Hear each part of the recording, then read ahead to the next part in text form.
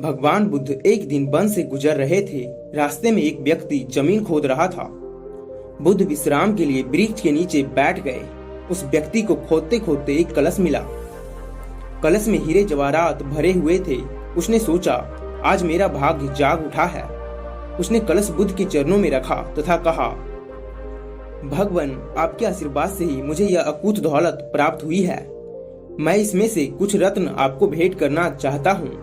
बुद्ध ने कहा, तुम्हारे लिए यह दौलत है, किंतु मेरी दृष्टि में यह विष के समान है। बिना परिश्रम से मिला धन विष के समान ही होता है।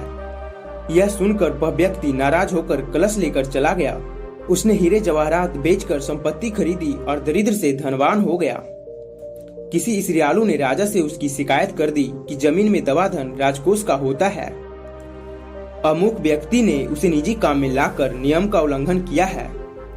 राजा ने उस व्यक्ति को पकड़वा कर बुलवाया और कलश जमा कराने को कहा तो उसने सारी सच्ची बातें बता दी कि मैंने हीरे जवाहरात बेचकर संपत्ति खरीद ली है। राजा के आदेश से उसे परिवार सहित जेल में डाल दिया गया।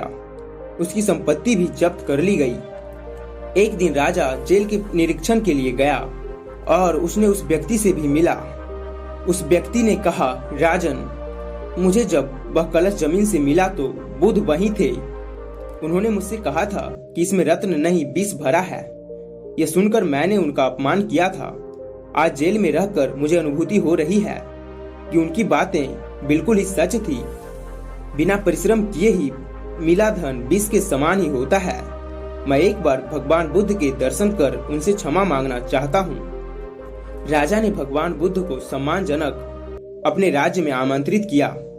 जेल से निकालकर उस व्यक्ति को बुद्ध के पास ले जाया गया।